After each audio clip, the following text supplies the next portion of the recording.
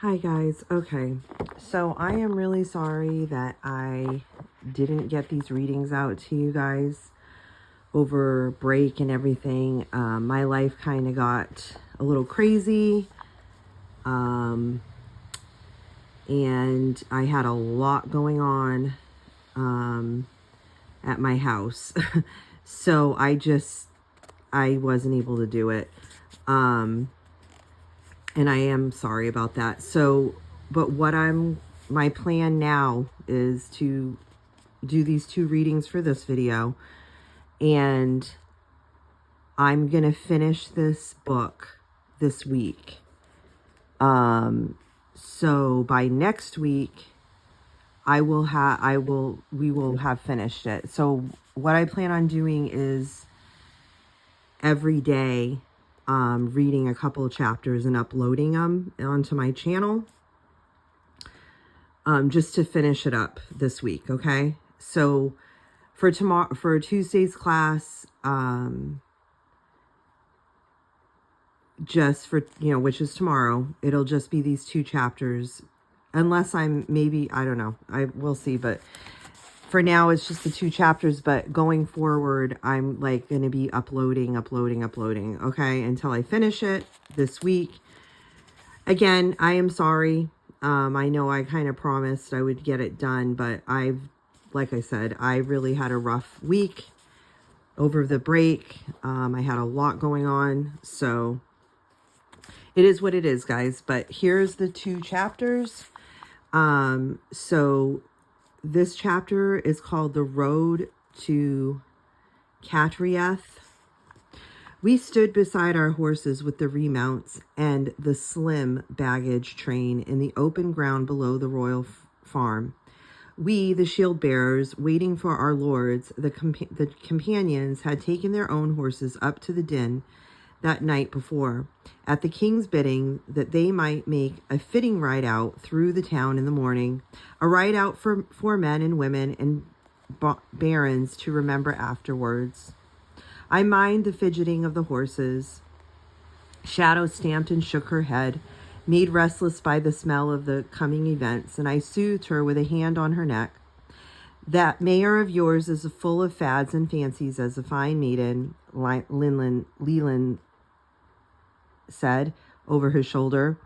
The dogs who always run with a war host were already leashed. I mind the feel of my leather tunic and the faint creak of it as I moved. My leather war cap with the iron rim hung from my saddle bow, my oxhide buckler beside it. All of us were craning towards the place where the royal road that led it straight as a spear shaft the length of the town ridge curved out from among the crowded buildings to join the trackway looping south. The storms of the past few days had cleared, and it was a morning of changeful wind and sunshine, clouds shadows drifting across the hills, and a thin, shining rain. And as we watched, suddenly from away in the mid-distance Din, where the king himself would be watching, the hunting horns were sounding, thin and shining like the rain, and we heard the voices of the people begin to rise like a flat, far-off sea. Here they come, Leland said.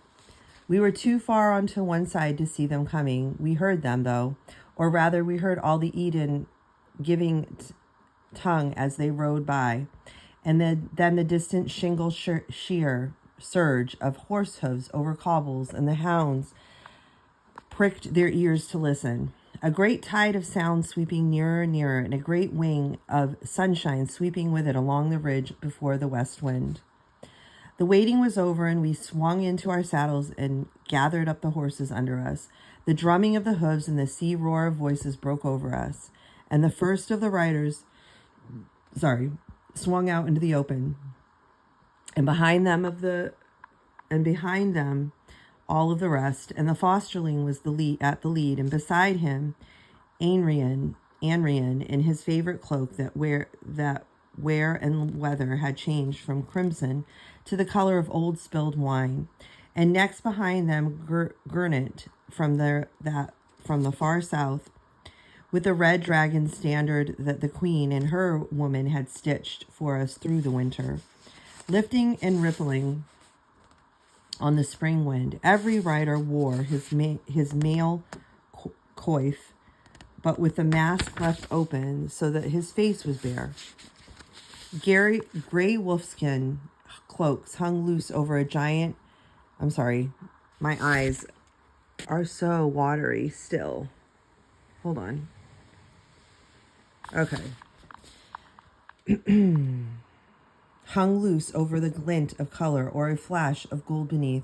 Some had a few primroses or a knot of black thorn blossoms struck into a shoulder brooch, a token tossed to them by some girl in passing. Cyan had 3, 2 and 2 they rode, a shining company, and the sun and the rain clashing together as they came, and for that one moment the thought came to me, an odd, unchancy thought to be pushed away hurriedly, that it is not good for mortal men to wear the particular bloom of light. So they passed, and when they were gone by, the long skein of them, stringing out along the foot of the ridge, we spilled forward after them, with the baggage beasts in our midst, and the field forge with its team of weaponsmiths and farriers. So we made for the old half-lost road that struck southwestward through the long moss. Men and women and children followed us for a while in flying column along our flank, and then fell back, to take the direct way by three-peaked Illidan, and on down the great upland road through the heart of the Godwin territory, would have seemed most likely, but once past the hosting place at Habit and Come, it would bring us over near to the empty land, empty for the good reason that in the past years it had suffered too many raids from Bernicia, and our left flank would be dangerously exposed. It would be not a good thing to come in contact too soon with the Saxons and waste time and lives, and like enough have word of our coming carried ahead of us. So we followed the western road 3 days longer than the other, but well clear of Saxons, reach almost all the way, and from the most way through a still living land, a thing to be considered when a war band has to live for the most part on the country it passes through. At noon, over beyond the long moss, we halted to rest the horses, and when we went on again, by the captain's orders, we took up the proper order of march. Now each pair of shield bearers rode with their warrior to guard his back and to each other. Not that there would be a need of that until miles further on the way, but it was well to get into the way of it. It was good to find ourselves back in that familiar arrowhead again.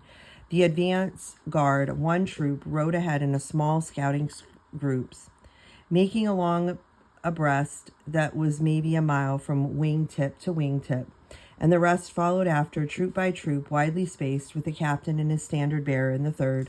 Our troop that day was the last of all, rear guard behind the baggage horses, and we rode, seeing the standard far ahead, a lick of crimson in the changeful light. Each day the troops changed places, but always the fosterling, our captain, rode with the third of the line, and always Blink of Crimson told us where he was, and always Ainran, who was to sing our triumph song, rode beside him, hooded and muffed in his weather-stained cloak.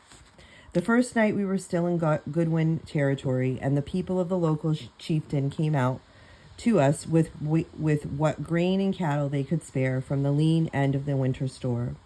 No more than they could spare, for the Crane Tara had passed that way, and they were getting together weapons and journey food on their own account. That day, and the one that followed, we did not hunt, nor send out foraging parties, but before evening of the second day, we were into the old lost territory of Reged, a land almost empty of men, where the farms as well as the forts were hearth cold and forsaken, and from then on, we kept to the proper order of march in grim earnest, and lay up in the old forts at night with a strong guard on the picketed horses.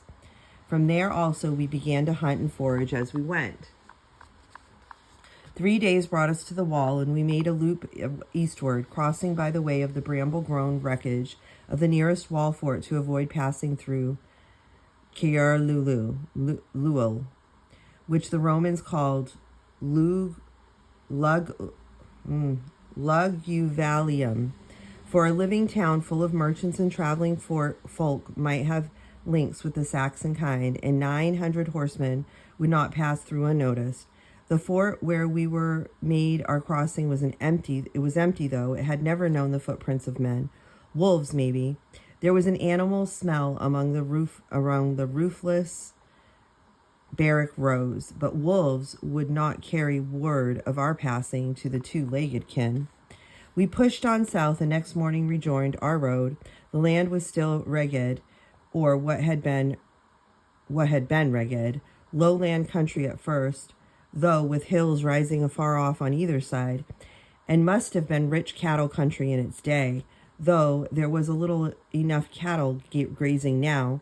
Gently wooded country, too, with the hazel and the alder thickets already misted with green. But before the day's end, we were heading up into the high valley of Eden, and the oaks of the low country behind us were giving us place to rowan and birch and wind-shaped hawthorn, following the course of the brown streams off the moors. Curlew country now, and the great blunt hills of Penguin beginning to rise on either hand, and the rush of falling water was never out of our ears, save when for a while the road ran clear of engulfing grass and heather, and the stream sounds were lost in the clatter of hooves on the old paved way. Towards evening of the second day from Kirralillu, we came to another forsaken fort with heather washing to its walls, and the road running straight through, and at one gate gap and out the other. We had been 5 days on the march and made good time, and the fosterling deemed that we should lie up there for 1 day to rest the horses before the last 3 days push that should bring us down upon Catrieth. Rest for the horses, but not for us, for he set us to fighting practice among the roofless buildings and the narrow ways between, as though he feared that our battle readiness might grow chill and our hands forger their killer cunning if we sat quiet for a few hours and watched the grass grow. All save the hunting parties, that is, and Con and his fellows, who set up the field forge where the remains of what seemed to have been the cookhouse gave them a hearth to work on, and saw to loose horseshoes and the honing of weapons already sharp enough to draw blood from the wind, and Arian, who spent the time perched in the stump that remained of the signal tower, looking southward eastward, with a fold of his cloak pulled over his head. But towards evening, with the meat brought in by the hunters beginning to scent the cooking smoke with the sweetness, with the horses that had been grazing under the guard, watered and oat-fed, and tethered for the night, and the light beginning to fade over the high moors, at the last there was a time to draw a breath. Come, and I drifted down through the horse lines in the search of a short spell of peace and quiet, and came upon an upright stone standing man-high beside the way. Not a milestone, we were used to those, but something else that made me think of the stone beside the ford at Cassilum.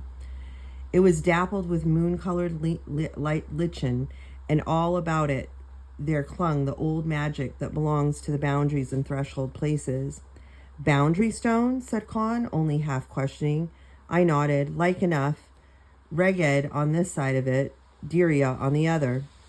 We found a hawthorn-fringed hollow below the road on the Reged side, where there was a pocket of shelter from the small, thin wind, and squatted down side by side, looking down towards the sunset.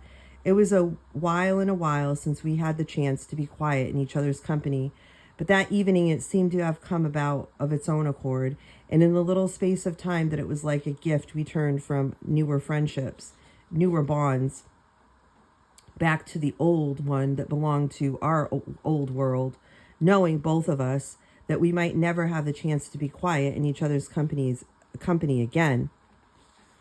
Neither of us said anything as to that, of course. One does not speak of such things even to one's nearest friend, especially to one's nearest friend. The sunset brightened moment by moment, the bars of faint brightness under the gray cloud roof strengthening to saffron and silver, and the evening was full of the spiraling springtime call of the curfews that had come in from the coast to nest on the high moors. I'm sorry, curlews that had come in from the coast to nest on the high moors. And in the silences between the hushing of the wind through the hill grass, we could hear faintly the voice of the young river below the valley. We could hear, too, behind us the shifting of the tethered horses, men's voices from the fort, and a snatch of song and the sudden baying of a hound. But none of that seemed for the moment to be of any affair of ours. We did not talk much. There was not much that we needed to be said, and we had never been given to talking for the sake of talking. But after a while, the quiet and the distant calling of the river that I had no time to hear all day returned into my mind, the memory of the dream that I have woken with the morning and forgotten almost before my eyes were fully open. I had a dream last night. I dreamed that I was walking up the valley past Loban's smithy. You and Lunid and Gertlet were there, too, somewhere, but I could not see you. And, Con said, after waiting for me to go on, that's all. Silly sort of dream, not worth having, really. Maybe there was more to it that you do not remember, Con said, his arms across his updrawn knees, eyes narrowed into the fading brightness of the sunset. And indeed, there was something more taking shape in my mind as I went back over the dream memory. Fanes was sitting on the door bench, and someone was with him. I didn't see it properly. Shining in silver with wings, I shook my head, wishing I had not remembered that bit. Probably just the light through the alder leaves. More likely than silver hilt of that dagger of his, grown to proper archangel size. It had magic for you, that dagger hilt, didn't it? And I saw with relief that was the figure that was. I did not want Fanes of Syracuse to be dead, certainly not the Holy Brothers kind of dead, with shining angels. He had been still alive in the care of the monastery's infirmary when we left in Eden, and I wanted him to be alive when we got back, if we ever did get back. As the blade did for you, I said. But I did not dream of it, said Con. And then after a while, I wish I had had that dream too. But I did not think it was the archangel dagger so much as the track up the valley that he was thinking of. And only that next moment, a voice just behind us demanded, How if I had been a Saxon? And we wrenched around and scrambled to our feet to find Sinan standing among the hawthorn bushes within arm's reach of us. With my heart hammering in the base of my throat, I said, Then, my lord Sinan, I am thinking you might well have had been a dead Saxon. There are two of us, and there's one of you. Save that if I had been a Saxon indeed, I would have given you warning by speaking before I used my Saix knife, he retorted. Keep a better outlook behind you when you sit out on beyond the campfires in strange territory. How long you were just thinking to take your ease out here by the enemy-marked stone with the dust coming down. If I had not come out to take a look at the horse lines and chanced to see you, not long with the smell of supper in the air, I told him. We were not short on respect for our betters in and around the company, but speech was free among us, even between a shield bearer and his troop leader. And I have been too long from my forge, I am thinking, Con said, scrambling up from the little hollow with a hand on a hawthorn root for aid, and shook himself and started back towards the fort. Sinan looked after him. Your friend is saddle sore. No, it's an old hurt in his knee, I said. He drags that leg when he is tired, or when I broke off. To go on would have been a kind of a betrayal. But Sinan seemed to understand something of what I had left unsaid. I'm sorry I broke in. There was a little enough chance for a few quiet words with a friend on this kind of trail. He shook his shoulders as though to rid himself of something. I'm thinking that we had best be getting back, or they will have eaten all the meat and there will be only a bannock left for us. We turned towards the horse lines together, and I mind, such a boy I still was, that there was a bright, hard knot of pride in me because I was walking with Sinan McClydeno. The wind had died in a long trough of quiet. But As we walked, suddenly there was a faint stirring in the heart of the tangle of thorn and bracken, maybe less than a spear throw ahead. It might have only been an eddy of the wind, but all around was completely still. I glanced to Sinan and saw him looking the same way. He made a quick sign to me for silence and slipped his dagger from his sheath. I followed at his heels as he moved forward, crouching a little. The wind had come back, and the stirring in the hawthorn tangle was lost among the rest. But in the fading light, we could see where it had been, and also when at the last moment, a man clad in rough sheepskins, broke cover and ran for the denser shrub of the valley floor. He should not have left it so late, but I suppose he had hoped that if he froze, we might pass him by. Only that one unwary movement had betrayed him. I heard a flurry of shouting as the men on horse guard woke to what was happening, but Sinan and I were upon our one quarry, and, even winged by fear, he was not the runner that we were after our months of training. And in a couple of bow shots, we brought him down. I twisted the long Siek's knife out of his hand and sent it spinning, while Sinan slammed his own dagger home into its sheath to have both hands free for manhandling. The man fought like a wolf and cried out sobbingly, something in a strange tongue, as we twisted his arms behind him and hauled him around towards the fort. "Here's your Saxon," Sinan said, and it was true. From the look of him and his tongue and his smell, the Saxons had a different smell from us. Some say because they eat wheat instead of oats and barley that are proper for a man. We began to haul him back the way that we had come, and into the midst of the men who had come running from the picket lines. "What have you there?" someone asked. "Wolf hiding in a thornbrack," Sinan told him. "Some of you go and see if there are any more. We'll find his knife out there somewhere." We brought him back before the captain, where he sat beside the high fire with Anrian and the other troop leaders about him, eating singed deer meat and slab thick stirabout. "We found this," Sinan said. The fosterling looked up at the man through a blue waft of smoke. What was he doing?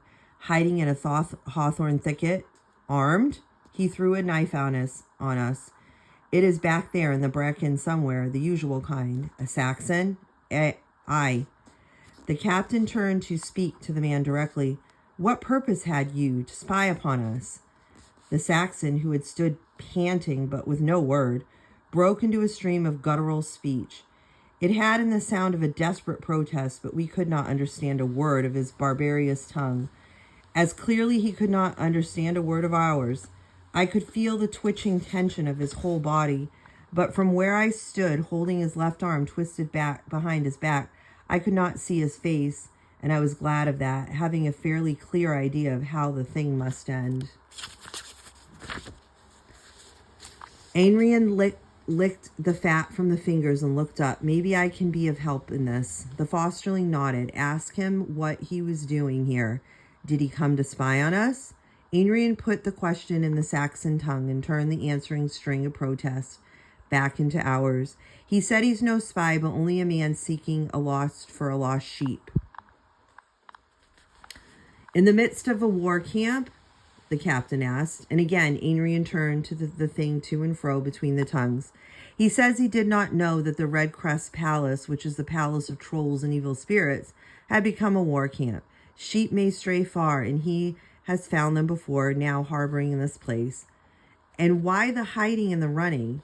"He says when he found horses and armed men here, he was afraid and thought to wait till dark to get away unseen. And then, after another stumbling flood of words, he says he means no harm. He begs you to let him live and go back to his sheep."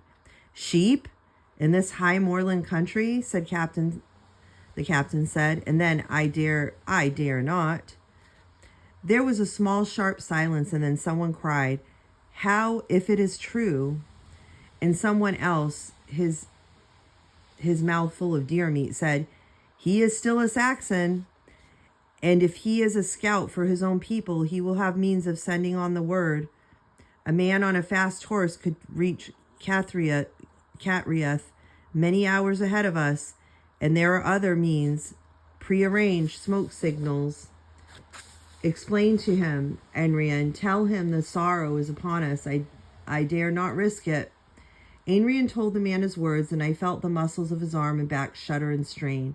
He began to cry out and plead and rave. It was horrible. And then, seeing no giving in the faces around him, he gathered himself together and spat across the fire on the captain's feet. The spittle fell short in the silence, and I heard a hiss on the hot stones.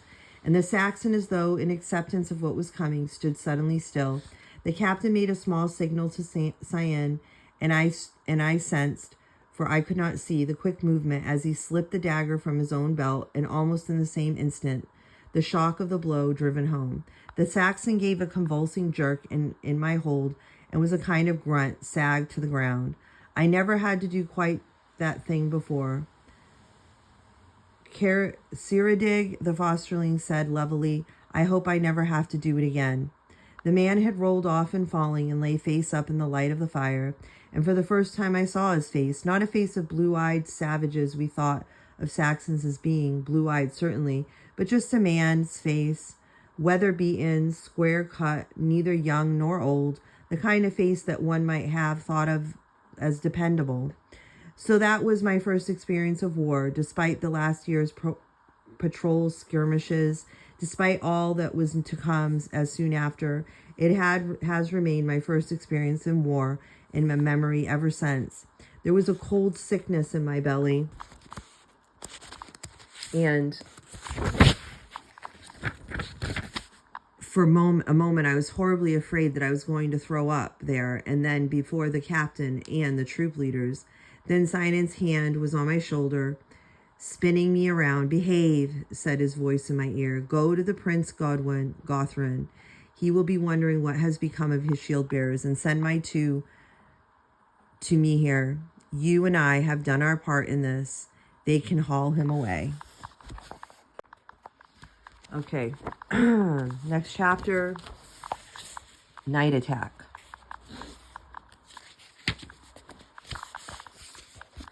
The next day's march was a long one, over the high crest of Pinuan, watershed country where the rivers of the east and the west have their beginnings, a great emptiness with no sound but the wind and the running water and the curlews crying. Save for the sound of our own passing, another night spent in another half-lost fort, so like the last that we begun to feel as though we were traveling in a circle, save that there was no frontier stone and no dead Saxon lying beside the hearth. But by evening of the next day, the highest of the great hills were behind us, and we were coming down the head valley of the Tees. We saw below us forest still bare and dappled like the thrush's breast, rolling away and away into the blue distance, with afar off, on the edge of everything, a gray streak that might be the sea. And so, with the forest reaching up towards us, we came to the remains of yet one more fort in the land of lost forts, and made our last night's camp. It was not much of a fort, maybe only a permanent marching camp in its time. And being on the edge of a forest country that the wild had taken it back more completely than those of the high moors, the cleared space that must once have been surrounded, it was submerged in scrub, hazel, and alder, and crack willow, even a few oaks creeping back from the dark side of the forest, and little remained of the building by turf hummocks and bramble domes.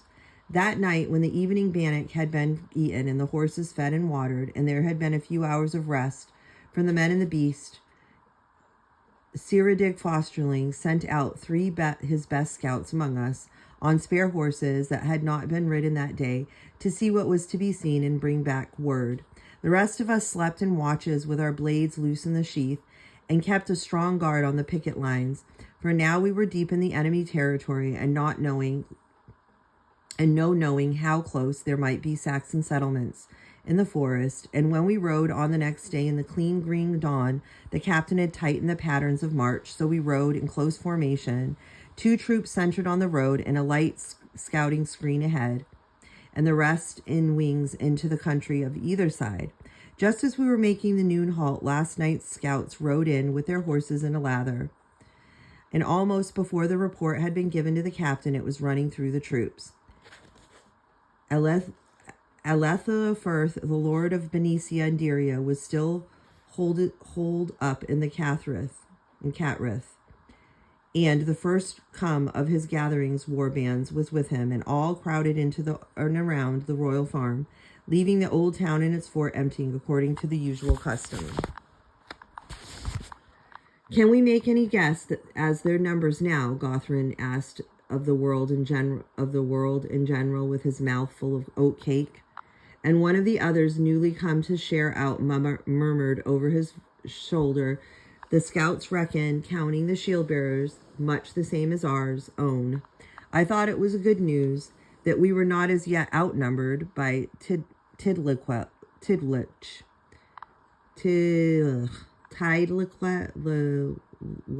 that is the tough name, who was older and more experienced than most of the companions, said soberly, "Not so good. The legions reckoned, at least according to my grandsire, that an attacking force needed at least twice the strength of the defenders to overrun a defended position." "Hark to our own croaking raven," Morian said, and Sinan called across from where he stood with his horse's upturned hoof in his hand while he got a stone out of its frog. "That's if the quality of attackers and defenders is equal. The war bands of Athria Firth are no more than farmers with weapons in their hands and the bloodlust behind their noses. They are not the companions, nor have they spent a year in the mead hall and the training grounds of Minindog the Golden." And then it was time to be on the march again, and in the mid-time, between noon and twilight, we came out onto the Great Legion's road, leading north and south, and onto the edge of dusk. We were lying up along the wood shore, with Cathrith town across its loop of river, not much more than a mile to the south. Ahead of this land was roughly cleared, though overgrown with hazel and alder scrub, between broad intake fields, and showed faintly green here and there, with promises of threadbare crop. Always the Saxons clear the forest and they plant their wheat where the land is not good enough for the crops, though it might support black cattle. But the forest would have been better left for timber and hunting. The forsaken town looked from that distance like little more than a little kind of gray shingle ridge, save where on the highest ground the remains of the fort crouched like an old hound in its last thickening light of sunset. On the royal farm, another mile beyond it, there was no sign at all. A wind had begun to rise, blowing from the southwest, which was good, for it would help to cover the sound of our coming, and I mind, as we waited, dismounted along the edges of the forest in fading petals of blackthorn coming down from before the gusts, freckling the darkness of shadows maned with white. The scouts had been sent forward again, and while we waited for their return and for the dark to cover us, we watered the horses at the nearby stream and fed them what was left of their bean ration, and ate our own evening bannock and the ration of dried meat saved for our last meal before our battle. And all the while, the wind rose until it sounded like a charge of cavalry in the woods behind us. Some while after dark, there came a sudden stir further along the line, and we knew must mean the return of the scouts. The 4th troop, dismounted to act with archers, were going ahead on foot, their horses left with the remounts and baggage train in the care of their horse holders. But we knew little of what of that at the time.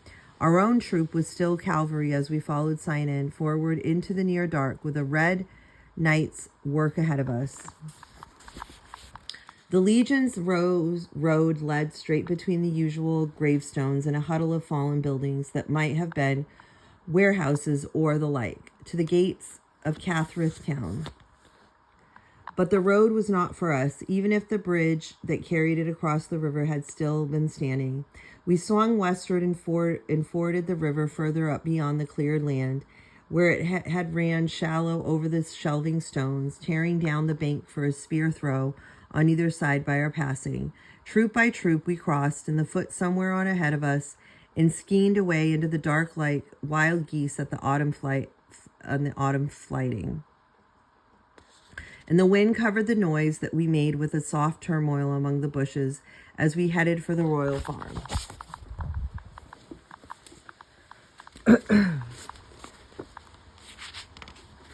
Presently, we had the place ringed around. There was no moon in the sky of hurrying cloud, but beyond the stockades there were lights, not the altered hurrying of torches, but cooking fires, and glow from doorways. And as we waited, the wind brought us fitfully the sound of voices roaring out in song. Athrafir's house carls were feasting as we had feasted in Minadog's hall. It seemed they had kept no watch, and the advantage of surprise was with us still. The first flight of arrows went over our heads from the archers in the scrub behind us. Not man-killers, but the fire arrows of Morians conjuring trailing fiery tails of spirit-soaked rag, dragon-wise, behind them as they flew, to lodge into the stockade timbers and the thorn work of the gateways. A few, the furthest travelers, to pitch down in the thatch of the huddled roofs within. Dogs began a frenzied barking, but our own warhounds, trained to silence, made no reply. A man shouted, and his warning yell was taken up by the others. The singing in Athrafir's hall came to a ragged halt. Shadow fidgeted uneasily under me as I swung the shield onto my shoulder and shifted the balance of my spear, and I soothed in a whisper, "Soft now, softly, Kared, all is well." From the far side of the studying, clear across the uproar that was beginning to rise between us, sounded the clear, high note of a hunting horn, telling us that all was in readiness, and our own took up the call like two cocks crowing against each other in the sunrise. I drove my heel into Shadow's flank as we broke forward from a stand into a center, heading for the now blazing gateway. I remembered the fire rides and the practice grounds below Din Eden, which had seemed to have little purpose at the time, but had purpose now enough. The center quickened to a full gallop, and above the rolling thunder of hooves we were yelling like fiends out of hell as we came. The first troop, the captain's own troop, was through and over the blazing thornwork of the gateway, beating the fire under the hooves and scattering a bright spindrift of flame, and into the midst of the men who came running into the snatched up weapons to meet them. And after them we plunged, choked and half blinded, across the glowing way that had been left behind. Vaguely I was aware, to left and right, of riders crashing through the burning stockades, though over and over in score of places I was aware of yelling faces, flame light on the swinging blades of axes, and the long, straight Saxon knives, and the narrow heads of our own spears. I think I killed, and more than once, but of that I am not sure. None of it seemed to matter as much as that single killing of the 3 nights ago. Our hunting horns were sounding again, and from the heart of our steading before the long barn-like building that must be Athrafir's hall and Elel's hall, though these rose the sudden hollow becoming of the Saxon war horn. We thrust on towards it. The fire arrows had set the high thatched roof alight, and against the wavering sheet of flame, high on the gable end, a spreading pair of antlers marked the place of what it was, the mead hall of a king, and below the upreared horsetail standards marked the battle stand of Athrafir himself. We went for it, charging and charging again behind the red dragon of Britain, plowing through the fanged masses of the Saxon kind, with our own dismounted men, their arrows spent, running beside us and to guard the horses' bellies, and the hunting horns from the far side of the steeding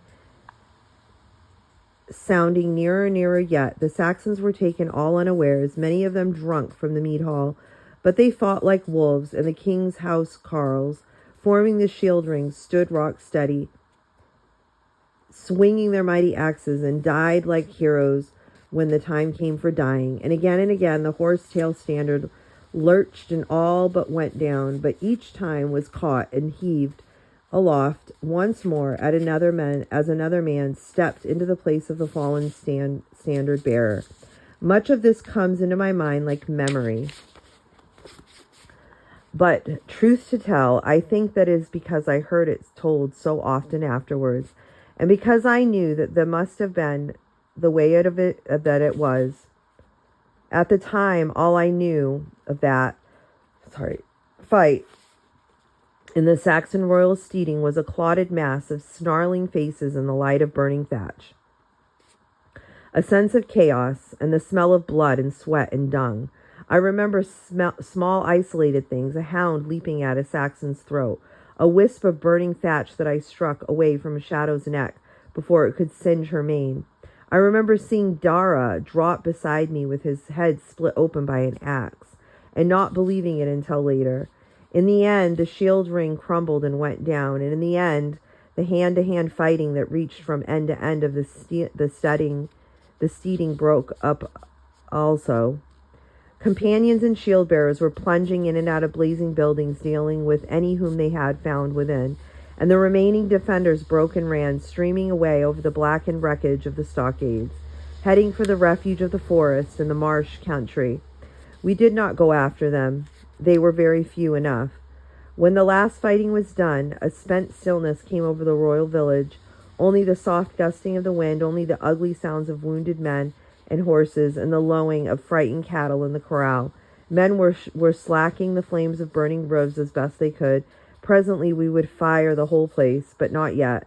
Not till we had stripped it all of what we could make of use of it, weapons and grain and cattle. I had slipped from saddle and was standing with my arms over Shadow's neck, leaning my weary weight against her while she turned and her head lipped at my shoulder. I fondled her, and as my head cleared somewhat, began to look around for Gothrin, my lord. He was standing with Lilith and a few more close gathered about the captain, looking down at the bodies of the housecarls sprawled about the horsetail standard. Urging Shadow forward, I went to join them, not really thinking why, just following the pattern whereby, unless he had reason to be elsewhere, the shield-bearer's place is with his warrior. Lilin was there too, and the arrowhead was complete. Men were turning over the dead, looking at their faces by the light of the firebrand, looking for someone, it seemed. One of the searchers lifted aside the fallen standard, its flowing white horsetail stained and clotted crimson, and under it lay a very tall man, his face hidden by the great wolf mask helmet that he wore. I had glimpsed the helmet earlier, rearing half a head taller, even in his housecarls at the center of the shield ring. Athrifurth, someone said. Ciridig Fosterling himself stooped and seized by it, the crest, and dragged it off. There was a faint smile, as though he was amused of the triumph on the dead face, but the hair, Athrifurth's hair, was molten red, was brindled gray, and the face belonged to a man much older than the Saxon king. There was a leaden silence. The thing was too bad for an outcry, any cursing to make it better. The captain straightened up, still holding the great helmet, and looked at those about him. Make search, he ordered. There is always the chance that he is hiding somewhere, or among the dead elsewhere, and men scattered to do the bidding. But we knew, as he knew, the housecarls had made their shield ring and stood up to die, the tallest among them wearing the king's helmet to cover the escape of the king himself. They were brave men. Pity it is that their chief was not worthy of them, Life said.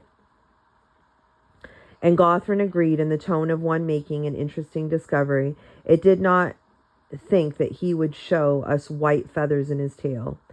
The captain swung round on him wearily. Use what wits you have, man. Erolith is no coward, only hard-headed. He knew that he remained to die here with his men. We should have gained the victory that we came for. While he lives, his hosting warbands still have him to lead them, and we have no true victory after all. So what do we do now? Someone asked, nursing a sword arm that dripped bread. See to our own dead and wounded. Take all that may be of use for us and make for the fort. And the fosterling said, all that follows after must wait until things be done. Men were going through the Saxon dead, stripping them of weapons and useful gear. They lay everywhere.